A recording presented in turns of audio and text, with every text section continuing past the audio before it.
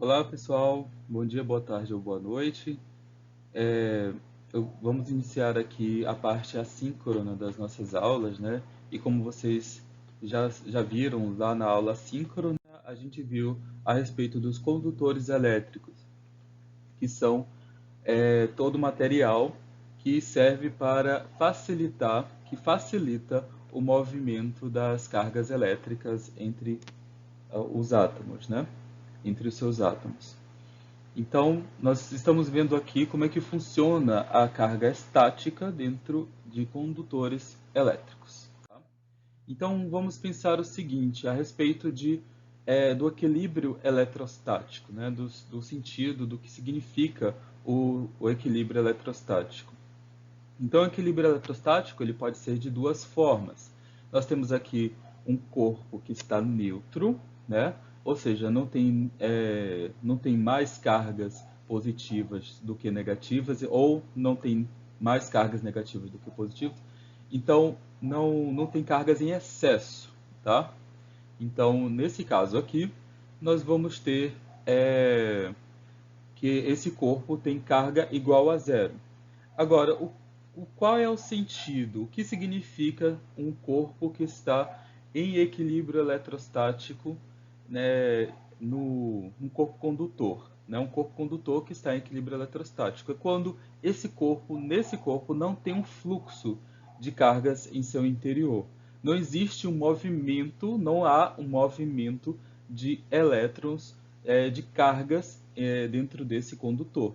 Tá certo? Então, se não há movimento de cargas, movimento orientado, né, então significa que esse corpo está em equilíbrio eletrostático.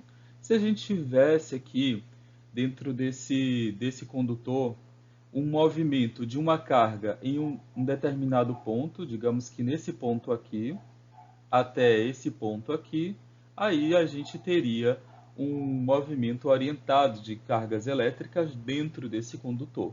Só que a gente não vê isso. O movimento que a gente pode ter dentro de um condutor é justamente o do elétron que está em movimento em torno do núcleo de cada um dos seus átomos. Mas um movimento orientado de um ponto a outro de cargas elétricas dentro desse condutor não há. Então, se não há movimento de cargas elétricas dentro desse condutor, a gente diz que esse corpo está em equilíbrio eletrostático, tá certo?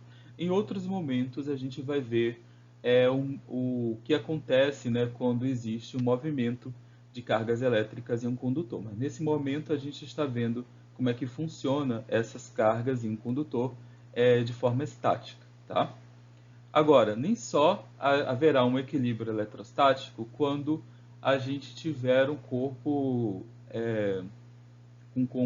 neutro, né? Nem só com corpos neutros existe equilíbrio eletrostático. Quando esse corpo está carregado, existe também um equilíbrio eletrostático. Quando esse corpo ele termina de ficar carregado, né? Ele passou por um processo de eletrização, digamos aqui que ele tenha recebido esses 6 elétrons aí, significa que o corpo ficou carregado eletricamente. Então, nesse caso, a gente vai ter aqui que a carga é diferente de zero, né? Mas a gente não tem também, nesse caso, após o processo de eletrização, essas cargas elas não ficam em movimento, elas não estão em movimento, não estão em um movimento orientado. Então, nesse caso, a gente tem também que esse corpo está em equilíbrio eletrostático, certo? Ele possui cargas elétricas, mas essas cargas não estão em movimento de um ponto a outro dentro desse condutor, então a gente diz que esse corpo também está em equilíbrio eletrostático. Uma outra questão também que a gente vai tratar é que quando esse corpo ele recebe essas cargas e entra em equilíbrio eletrostático, né, no momento em que ele entra em equilíbrio eletrostático, todas essas cargas elas se concentram na superfície do condutor. Então nós temos aqui um exemplo de um condutor esférico, né? E todas essas cargas elas vão, como elas são de mesma origem, né, são cargas iguais, né, são cargas de mesmo sinal, elas tendem a se repelir uma das outras quando elas estão dentro de um condutor, né, quando elas não estão em movimento. Então, quando elas estão em um condutor de forma estática, né, quando elas não têm mais um campo elétrico que faça elas se movimentarem, nesse momento, essas cargas elétricas elas vão tender a se afastar uma da outra o mais distante possível. E dessa forma elas vão ficar na superfície desse condutor. Então isso vai acontecer para qualquer tipo de condutor, pode ser um condutor esférico, um condutor cúbico, um condutor em forma de prisma, entre outros tipos de formatos, né? Pode ser formatos irregulares, mas em todos eles, e se for um condutor, e se ele receber carga elétrica, ele vai ficar eletrizado em sua superfície, certo? E é claro, como ele vai ficar carregado eletricamente na superfície desse condutor, ele vai gerar um campo elétrico em torno desse condutor, certo? E é claro, esse condutor aí, gerando esse campo elétrico, vai gerar um campo elétrico diferente de zero, tá? Ele não vai ter cargas dentro desse condutor, certo? E dessa forma, a gente vai ter um campo elétrico no interior do condutor nulo, certo? Dentro desse condutor, o campo elétrico vai ser sempre nulo, ok? Isso porque as linhas de campo, elas seriam convergentes nesse caso. Se a gente prolongar as linhas de campo, se a gente prolongasse essas linhas de campo aqui dentro, a gente teria um encontro entre essas linhas, né? O problema é que essas linhas de campo elas são causadas por uma carga elétrica de mesmo sinal. Então isso não seria possível, já que essas linhas de campo elas teriam a se afastar uma das outras, certo? Então não tem esse sentido de que as cargas elétricas elas vão gerar cargas elétricas de mesmo sinal, elas vão gerar campos convergentes, elas vão criar campos divergentes, tá? Se são campos elétricos gerados por cargas de mesmo sinal. Só são convergentes se sai de uma carga para outra se fossem cargas diferentes. Mas como todas as cargas, todas as partículas detentoras de cargas na superfície desse condutor têm o mesmo sinal, elas teriam que ter um campo elétrico divergente. Então não teria sentido a gente criar um campo elétrico de cargas iguais convergindo uma para outra, sendo que essas linhas de campo elas se afastam uma da outra o mais possível que elas podem, tá? O mais possível de acordo com a sua intensidade.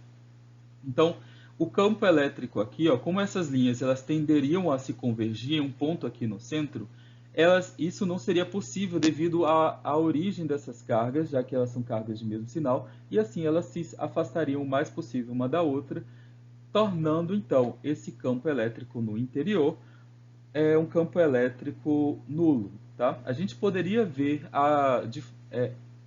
o fator vetorial, né, que causaria uma anulação do campo elétrico dentro desse condutor, só que eu vou colocar aqui um exemplo diferente para que vocês compreendam por que esse campo elétrico no interior do condutor é sempre nulo. Tá? Isso vai ser importante para a gente ver posteriormente o sentido de blindagem eletrostática. Tá? Então, como é que a gente vai entender um campo elétrico nulo no condutor? Então, a gente precisa entender o seguinte, que as linhas de campos de cargas iguais não se cruzam e não convergem uma das outras. Elas tendem a se afastar o mais possível uma da outra no prolongamento dessas linhas de campo. Tá?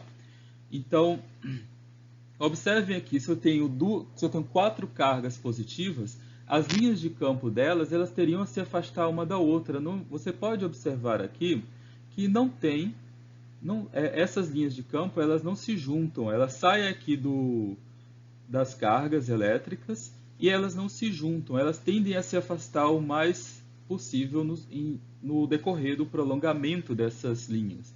Então observem que essas linhas de campo elas não se cruzam, elas não convergem ao mesmo ponto, elas se afastam o mais possível uma da outra. Então a mesma coisa vai acontecer se a gente tiver aqui um corpo esférico. Então eu vou começar aqui um pedacinho da esfera, né? Logo num pedaço da esfera que ela se parece um pouco plana. Então se eu tiver aqui esse pedacinho das esferas, eu teria uma configuração de carga parecida com essa aqui, tá? As linhas de campo, observe que elas se afastam uma da outra, né? Então, se a gente tivesse só um pedacinho, cada uma dessas linhas iam se afastar uma da outra, já que são geradas por cargas iguais. Tá? Então, nós teríamos essa configuração aqui. Observe que as linhas elas se distanciam cada vez mais. Então, isso vai reverberar para um caso em que a gente tenha uma casca cada vez mais fechada dessa esfera. Então, eu vou ir fechando cada vez mais essa casca esférica. Né? Então, como é que a gente pode compreender aqui? Essas linhas aqui, as mais afastadas, as mais da borda dessa calota esférica, né? Vai causar essas linhas de campo aqui, nessa configuração. Então, as linhas que estão se formando aqui nas cargas mais ao centro, elas nem sequer vão chegar a se formar. Porque se elas forem se formar, ó, observe que a distância está diminuindo cada vez mais. Só que a tendência é que a distância entre essas cargas seja cada vez maior, já que elas são feitas de cargas de mesmo sinal. Então, não existiria esse conceito aqui, não existiria esse feito. Essas cargas elas tenderiam a se afastar uma das outras o mais rápido possível, né? o mais que possível. Então, elas nem se formariam. As linhas de campo, né? Digamos que ela encontra essas linhas de campo aí, então elas nem sequer elas se formam, certo? Então elas voltam e nem sequer elas se formam por conta dessas outras linhas mais às extremidades, tá certo? Então, se a gente for ir fechando cada vez mais, a gente vai ter uma concentração de cargas elétricas em uma determinada região da calota esférica que nem vai chegar a formar suas linhas de campo. Né? Então, nas regiões mais à borda se forma a linha de campo. Mas por conta dessas linhas aqui da borda, essas linhas aqui mais ao meio da calota esférica, elas nem vão chegar a se formar. Essas cargas que estão aqui, ó, nem vão chegar a formar uma linha de campo. Então, o que vai acontecer? Já uma região aqui já vai se formar um campo elétrico nulo. Uma pequena região aqui já vai se formar com campo elétrico nulo. Tá? Isso porque essas linhas aqui mais à borda, elas chegam a se formar e, ao se formarem, elas impedem a formação dessas linhas, já que essas linhas que vão sair daqui, dessas mais ao centro, vão querer se afastar cada vez mais. Então, o mais afastado possível é a não formação dessas linhas. Elas nem chegam a se formar aqui dentro dessa calota esférica, tá? E aí, quanto mais a gente fecha, mais a gente vai ter linhas aqui, ó, que estão convergindo uma com a outra, causando, então, uma não formação no interior, da mesma forma dos casos anteriores, né? Essas linhas de campos dessas cargas mais ao centro, né? Mais ao meio dessa calota esférica, ela nem vai chegar a se formar, certo? Mas as da borda, elas formam esses campos elétricos, né? Essas cargas mais à borda formam esse campo elétrico, mas aqui dentro ela não vai acabar não se formando, tá? E aí, quando a gente fecha essa esfera, né? E aí a gente vai ter todas as cargas elétricas, em toda a superfície dela a gente vai ter a mesma quantidade, né, de densidade de cargas elétricas nessa esfera. E aí o que vai acontecer? A gente não vai ter a formação dessas linhas de campo, né? As linhas de campo, então, quando elas saem daqui, ó, elas encontram uma outra linha de campo convergendo, então ela nem sequer chega a se formar por conta dessa convergência entre essas linhas. Então, o que vai acontecer? Que dentro de um corpo, de um condutor esférico, tem que ser um condutor, tá, gente?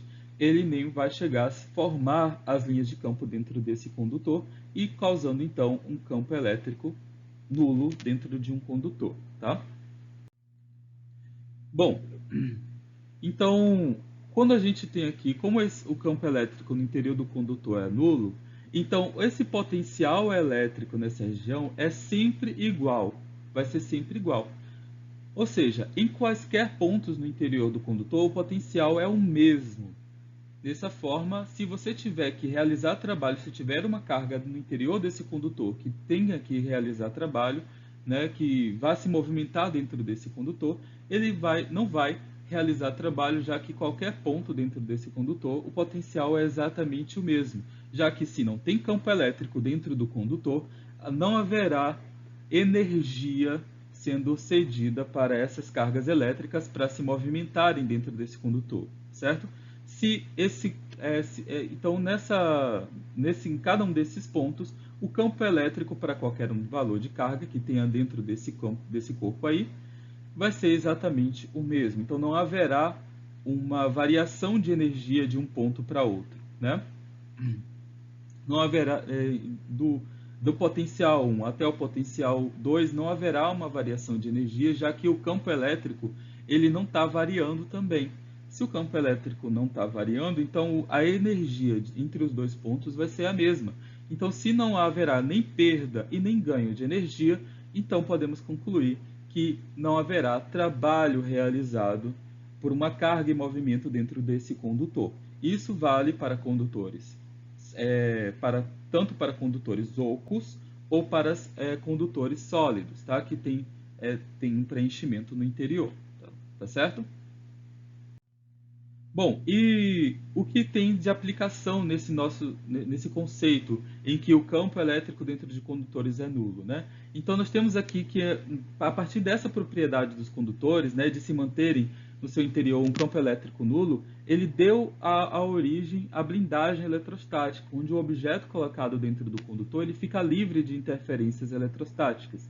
Então aqui o que vocês estão vendo é um exemplo da gaiola de Faraday, né, que como essa gaiola é feita de um material condutor, se ele recebe determinada carga elétrica, esse corpo ele vai acabar ficando carregado, então não haverá um campo elétrico nesse interior. E se não há um campo elétrico no interior, essas cargas elétricas elas não vão entrar no interior desse condutor eletrostático, tá? Desse condutor.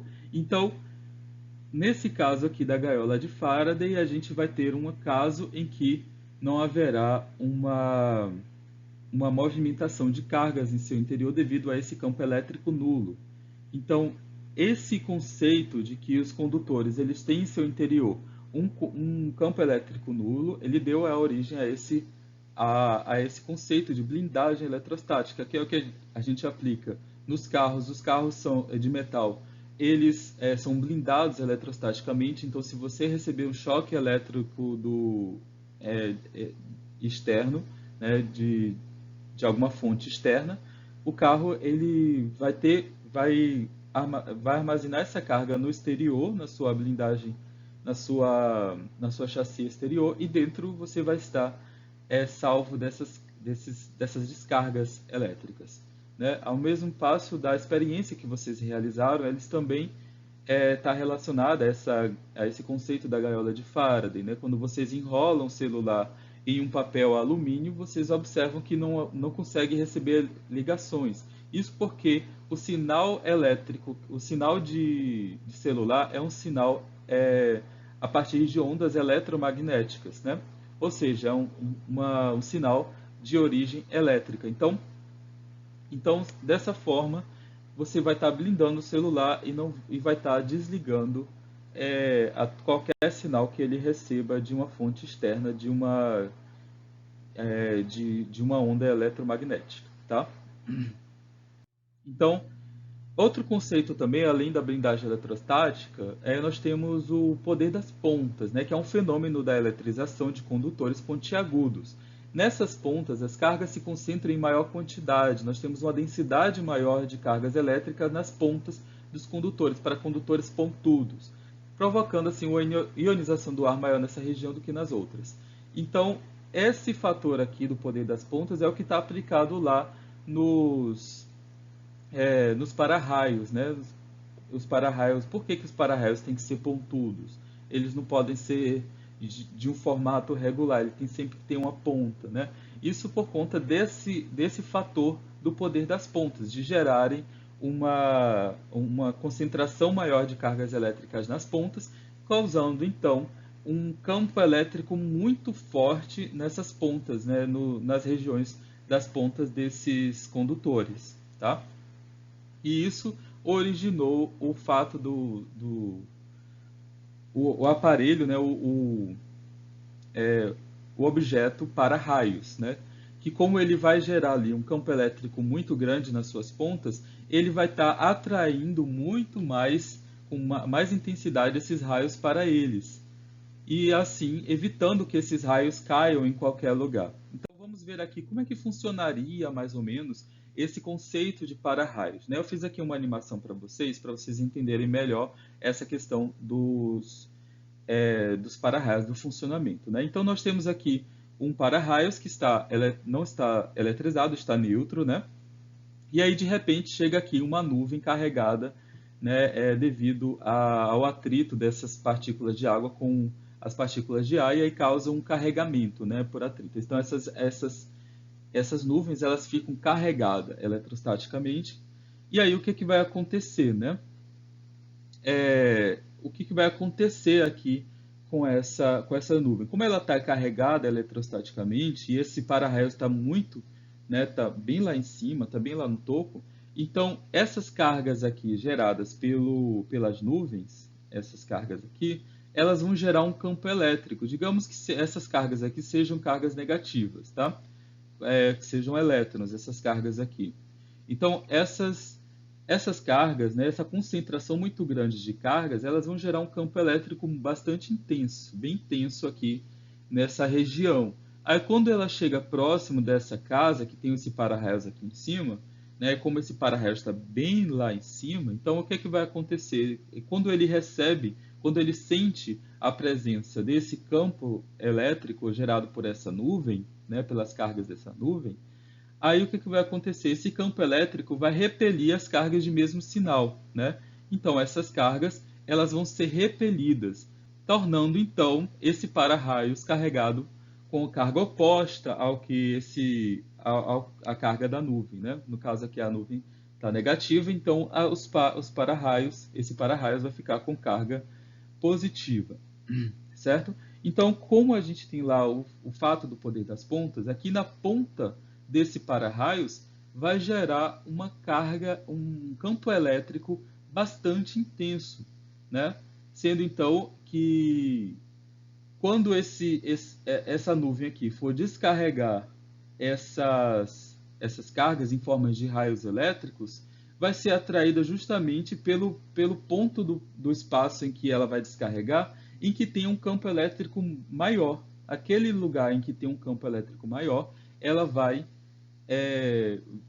descarregar essas cargas elétricas. Então, quando o para-raios, né, ele está próximo dessa nuvem, ele vai ficar com a carga de sinal oposto e vai ficar com um campo elétrico mais atraente para essas cargas elétricas da nuvem, né? Por conta que ela vai ficar com uma carga elétrica, com um campo elétrico muito intenso aqui nas pontas, e esse campo elétrico é no sentido oposto, né? Um campo elétrico oposto ao campo elétrico gerado pela nuvem. Então vai ser um campo elétrico atraente para essas cargas na nuvem. Então o que vai acontecer? Todas essas cargas elas vão passar pelas partículas de ar, pelos átomos do ar, né, gerando aquele raio, né, aquela luz intensa que a gente vê, né, que quando essas cargas passam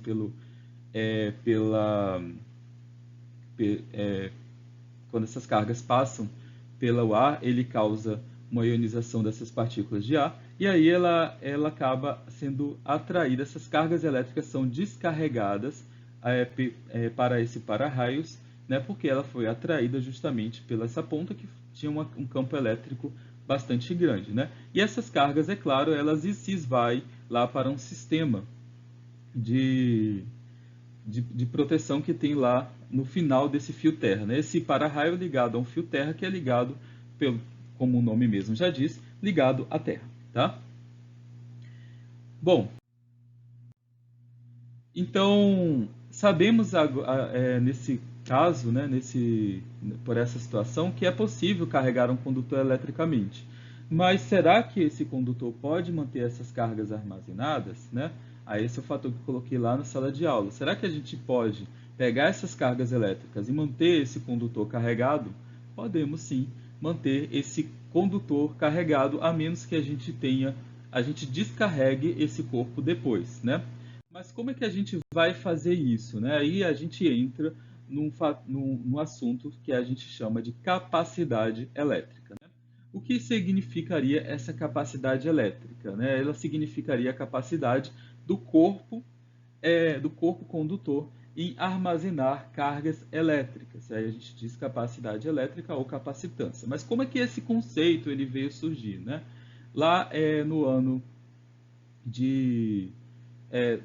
lá de 1846, né, lá no século XIX, o físico holandês Petro van Musschenbroek ele construiu um dispositivo capaz de armazenar essas cargas elétricas, né? Esse dispositivo ele ficou conhecido como a garrafa de Leyden, que é o nome da universidade em que o Musschenbroek trabalhava.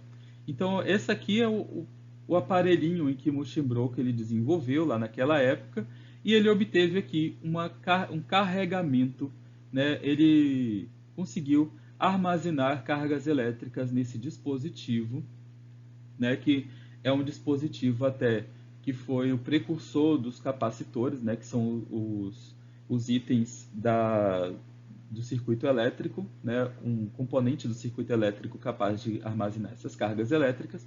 E aí ele conseguiu construir um objeto que pudesse armazenar essas cargas, né? Então ele construiu aqui, observe que é um objeto de vidro que tem uma tampa, que tem uma haste de metal, né? Essa haste de metal é ligada a uma correntinha, que tem uma correntinha que é ligada, que está em contato com esse corpo, esse copo metálico aqui dentro do copo de vidro, e temos ainda um copo metálico fora, né, na parte externa ao copo de vidro. Então temos um copo de metal dentro e um copo de metal fora, certo? Temos aqui uma haste metálica com a bolinha de metal em cima, certo? Ligada a uma correntinha que é grudada aqui no fundo desse condutor, tá? Do condutor interno do pote de vidro. Então eu vou colocar aqui mais ou menos como é que o Musschenbroek ele construiu o seu capacitor rudimentar, né? O seu armazenador de cargas elétricas. Então ele pegou aqui um pote de vidro que tinha uma tampa de madeira, né? Aí ele pegou um copo de metal, né? Um copo bem com as dimensões internas desse pote de vidro e colocou lá dentro esse copo de metal. Por fora também ele colocou outro copo de metal, tá? É um copo de metal por dentro e um copo de metal por fora, certo? Então esses copos de metal, eles estão separados somente pela parede de vidro, tá? E aí na tampa lá de vidro, na tampa de metal, de madeira, aliás, o que é que ele fez? Ele colocou aqui uma haste metálica, né? Essa parte aqui, no caso do protótipo original dele, era uma correntinha, mas serve da mesma forma. Então temos aqui uma haste metálica dentro, que essa haste metálica ela vai até o fundo aqui do copo interno, e aqui na ponta externa nós temos uma bolinha de metal, tá? Aí ele tampou e pronto, nós temos aqui um capacitor rudimentar que foi o armazenador de cargas elétricas que o Musschenbroek construiu lá no século XIX, certo? E a parte externa aqui, ela está ligada a um fio terra, tá? É aquele fio que vai passar algumas cargas elétricas aí, certo? Então, o que é que ele fez? Ele pegou um outro objeto que já estava carregado eletricamente, certo? E aproximou, né, encostou esse corpo carregado eletricamente da ponta da bolinha metálica externa. E o que é que aconteceu? Essas cargas elétricas passaram desse corpo aqui para a bolinha de metal e passando, é claro, depois para o corpo interno, o copo interno metálico desse capacitor rudimentar. Tá? Ficando então o corpo aqui interno, esse corpo de metálico aqui interno, ele ficou carregado, ficou com cargas elétricas, né? Digamos que seja carga negativa, ele ficou carregado negativamente aqui, certo? Aí o que acontece com essas cargas elétricas, né? O que acontece com o copo externo quando esse copo interno ele está carregado com cargas, no caso, cargas negativas, né? Nesse exemplo aqui. Aí esse corpo externo ele estava neutro, né? Ou seja, a mesma quantidade de carga positiva e negativa, ou seja, está um corpo neutro.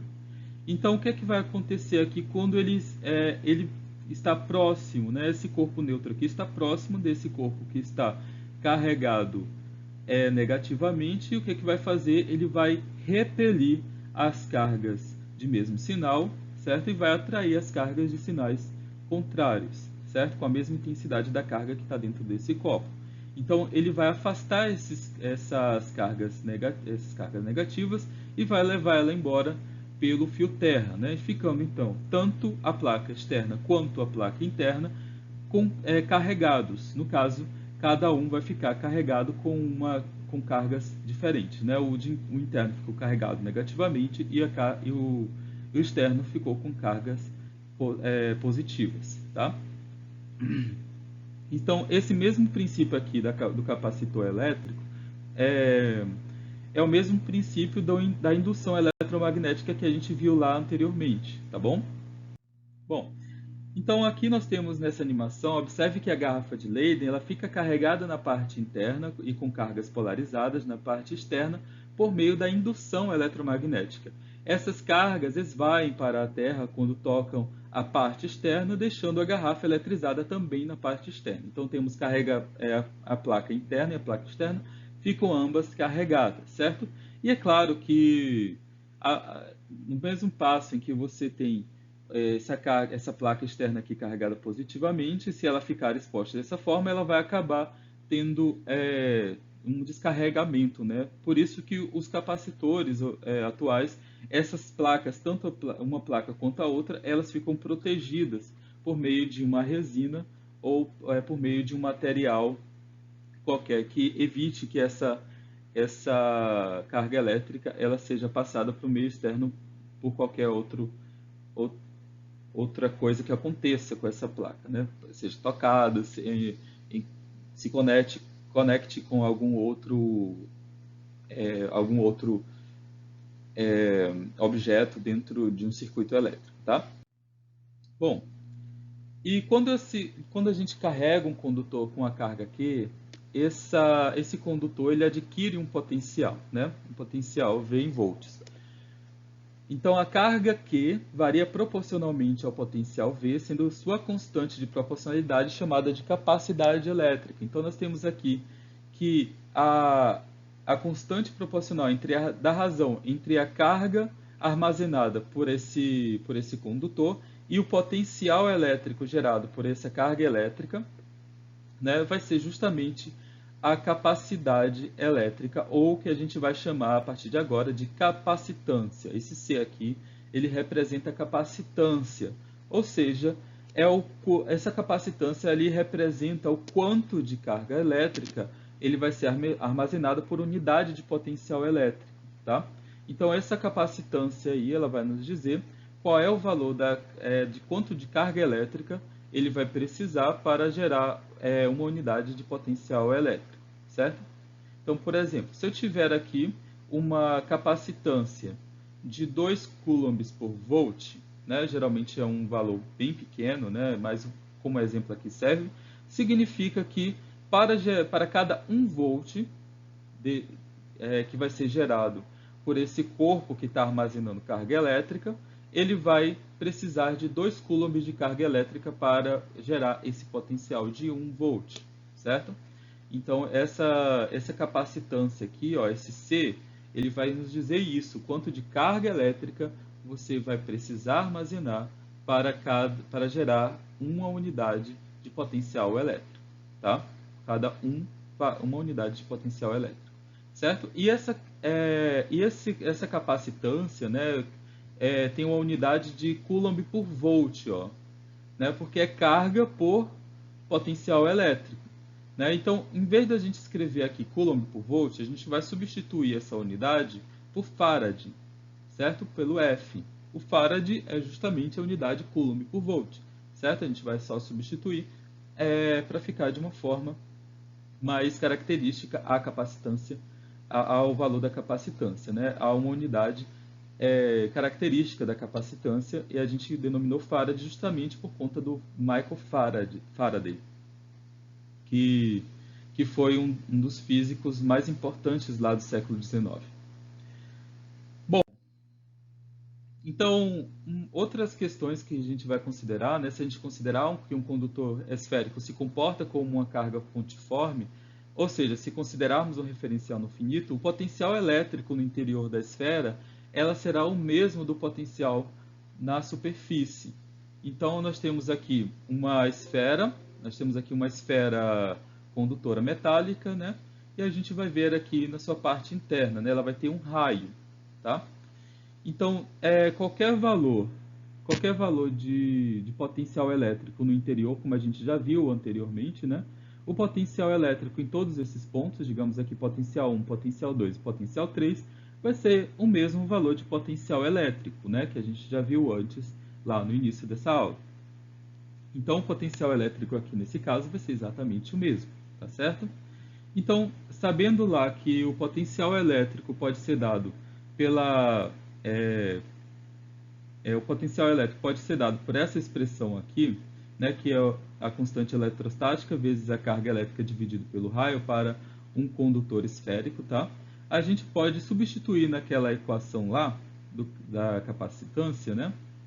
Nós podemos substituir aqui nessa expressão e obter aqui que para um capacitor esférico, para um corpo esférico, a capacitância dela, ou seja, a capacidade elétrica, a capacidade de armazenar a carga elétrica desse corpo esférico, vai ser dado pela razão entre o raio dessa esfera condutora e a constante eletrostática do meio em que ela está. Ok? Então, a capacidade dela de armazenar carga de um condutor esférico vai depender apenas do raio dela.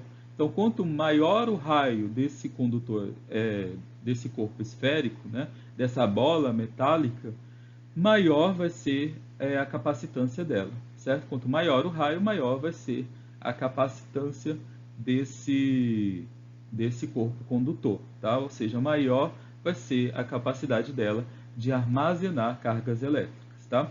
É só a gente ver a razão, porque se torna lógico isso, né? Se a gente tem um corpo muito grande, ele vai armazenar uma carga muito maior. Se a gente tem um corpo muito pequeno, ele vai ter uma capacidade de armazenar menos carga do que aquele corpo muito grande, tá? Bom, outra questão também é em relação ao equilíbrio eletrostático que dois corpos ficam quando eles compartilham cargas entre eles, né? Quando a gente conecta esses corpos esféricos um com o outro, a gente vai ter aqui que no final de todo o processo, ambos os corpos eles têm o mesmo, eles entraram em equilíbrio eletrostático, certo? E é claro, eles vão ficar com o mesmo potencial elétrico, tá?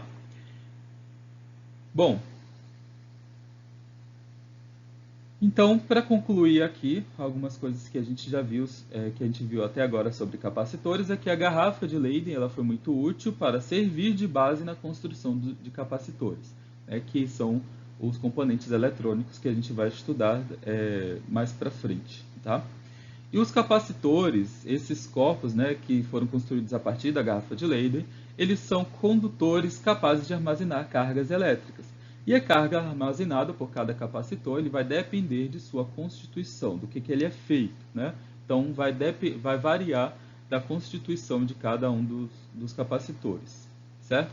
Então, nós temos aqui alguns exemplos de capacitores. Nós temos os mais simples, né, na ordem de grandeza dos nanofarad, né?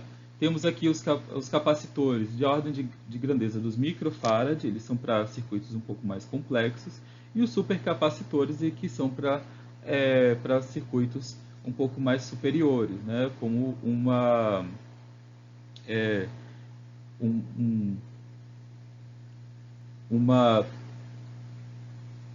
central de armazenamento de dados, né? Que, como, por exemplo, a Google tem, a Microsoft tem para armazenar os e-mails, né? Do Gmail, do Hotmail, para armazenar dados em nuvens, né? Eles precisam ter essas centrais lá para armazenar esses dados, e é claro, eles precisam desses componentes muito mais superiores, né? Como no caso dos supercapacitores, tá? Mas a gente pode encontrar em nosso dia a dia alguns aparelhos elétricos que têm capacitores na ordem dos microfarad e na ordem dos nanofarads para circuitos elétricos bem mais simples. Okay? Então, como é que é formado esses capacitores? Né? Todos eles são formados da mesma forma. Né? Nós temos aqui duas placas. Né? Nós precisamos de uma placa que vai ficar carregada positivamente e a outra placa que vai ficar carregada negativamente. Então, são cargas, uma fica positiva e a outra fica negativa. Então, precisaremos de duas placas. Então, nesse caso aqui, para condutores na escala dos nanofarads, né? Nós vamos ter aqui duas placas circulares, e aí essas duas placas circulares vão precisar de um material dielétrico entre eles para que essas cargas elétricas não fiquem passando de uma placa para outra, né? No material isolante entre eles, né?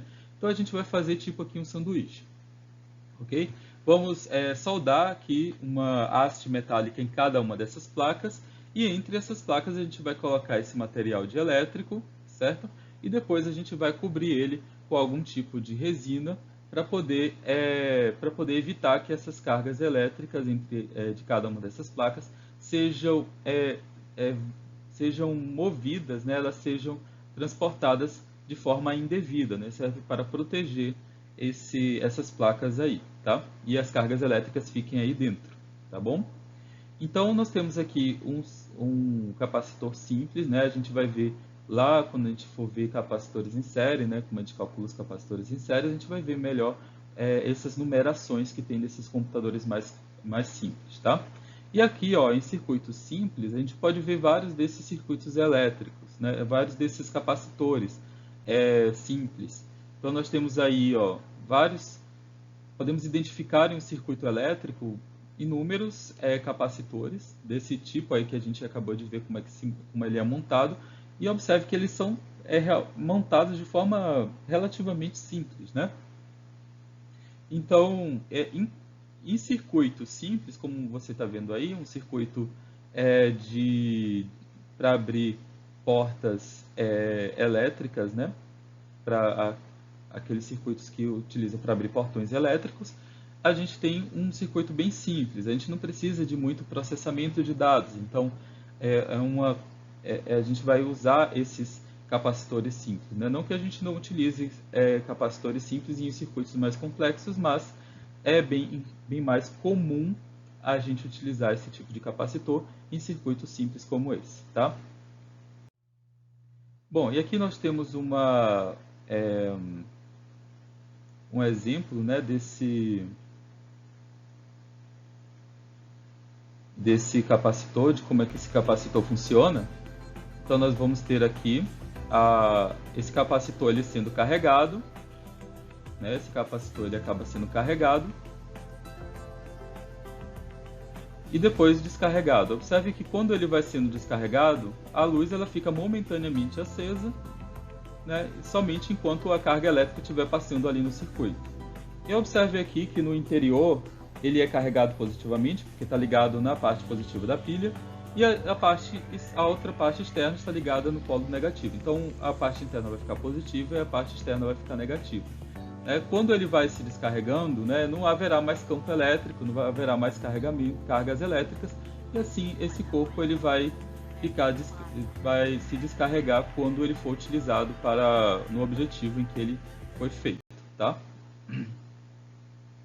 Bom, e aqui nós podemos ver que os capacitores eles são formados por duas placas separadas por um material isolante elétrico e podem ter vários formatos, né, que a gente viu isso até agora. A capacitância de um capacitor ela vai depender da diferença de potencial a qual foi submetida. Então, ao mesmo passo que ela vai depender do potencial, a capacitância ela vai depender também da diferença de potencial quando esse capacitor estiver lá no circuito elétrico, né? Aquele era para condutores carregados, né? Condutores que estavam armazenando cargas. Aqui a gente pode ver para um capacitor, especificamente para os capacitores que estão carregados e estão dentro de um circuito elétrico, tá? Então a capacitância vai ser bem parecida com aquela equação anterior, vai ser igual a carga armazenada pelo capacitor dividido pela diferença de potencial, tá? Mesma coisa praticamente a mesma coisa da equação anterior, certo? E se a gente quiser saber o valor da carga, a gente tem essa configuração aqui, ó. carga elétrica é igual a capacitância vezes a diferença de potencial. Então, se eu quiser saber a quantidade de carga elétrica que foi armazenada no capacitor, é só eu pegar lá a informação da capacitância, né, que vai estar no capacitor, vai estar lá nas informações do capacitor, e multiplicar aqui pela diferença de potencial gerada por entre as extremidades desse capacitor, tá? Então, eu vou pegar aqui a capacitância em farad e multiplicar aqui pela diferença de potencial em volts, e aí eu vou ter a quantidade de carga elétrica que está sendo armazenada por esse capacitor. E como é que a gente pode obter a energia elétrica a energia armazenada por esse capacitor? A energia armazenada pelo capacitor vai ser igual a capacitância vezes a diferença de potencial ao quadrado dividido por 2. Tá? Então, por exemplo, se eu tiver aqui um capacitor de 2 farad e que está gerando entre as suas extremidades, entre os seus dois polos, né? Uma diferença de potencial de 3 volts, então eu vou ter aqui o seguinte, que a energia armazenada por esse capacitor vai ser 2 vezes a diferença de potencial ao quadrado, 3 ao quadrado, dividido por 2. Né? Aqui o 2 eu corto, 2 com 2, fica 3 ao quadrado igual a 9 joules. Então, essa seria a quantidade de energia armazenada por esse capacitor, de 2 farad de capacitância e que está gerando uma diferença de potencial de 3 volts nas suas extremidades. Certo? E em um capacitor plano, né, sua capacitância pode ser obtida pelas dimensões das placas também, como a gente viu anteriormente. Quanto maiores forem as placas, maior a área dessas placas, maior vai ser a capacitância. E quanto maior for a distância entre as placas, menor vai ser a capacitância. Então, assim nós temos que a capacitância pode ser também calculada pela razão entre a área dessas placas e a distância que essas placas estiverem uma da outra. Né? Nós temos aqui A, que é a área, e aqui a distância entre essas placas. Tá? Então, nós temos aqui essa distância, né? A distância que uma está da outra, né? Essa distância aqui. Né? Aí eu meço lá essa distância em metros, e aqui eu tenho uma área também, que deve ser uma área dada em metros também, e aí a razão entre essa área e a distância que vai multiplicado pela constante aqui, que vai ser a permissividade elétrica, né? Que é uma constante que determina o quanto o material é afetado por esse campo elétrico, né? E isso aqui vai me dar a minha capacitância. Então, ou seja, se eu tiver essas placas aqui muito grandes, eu vou estar aumentando a minha capacitância. E se eu tiver essa área aqui muito pequena, eu vou estar diminuindo a capacidade elétrica desse capacitor. Ao mesmo passo que, se eu aumentar a distância entre essas placas, se a distância entre essas placas aqui for muito pequena, eu estou aumentando a capacitância desse capacitor, certo? Ou seja, distância muito pequena significa que a capacitância é muito grande, porque vai estar gerando um campo elétrico bem intenso aqui entre elas, já que a distância é maior. Lembrando lá que o campo elétrico é maior quanto menor for a distância da fonte de carga elétrica. Tá? Então, como essas duas placas estão carregadas, então quanto mais elas se aproximam, maior vai ser a energia que elas podem armazenar. Então, quanto mais distante eu tiver uma placa da outra, vai ser o efeito contrário. Quanto mais distante uma placa tiver da outra, menos uma vai sentir o campo elétrico da outra, menor vai ser o campo elétrico aqui dentro, e dessa forma a capacidade desse capacitor de armazenar carga elétrica vai ser menor, tá certo? Então, se eu aumento a distância, diminuo a capacidade de armazenar cargas elétricas, certo? E se eu aumento a área, eu aumento a capacidade desse capacitor de armazenar cargas elétricas, ok? E é isso, gente. Essa aqui foi um resumo, né? Não foi tanto resumo porque deu 50 minutos de aula, mas foi um recurso para aquelas pessoas que perderam algum momento da aula e querem rever agora nesse momento, tá? Então, um abraço para vocês e assistam à segunda parte dessa aula.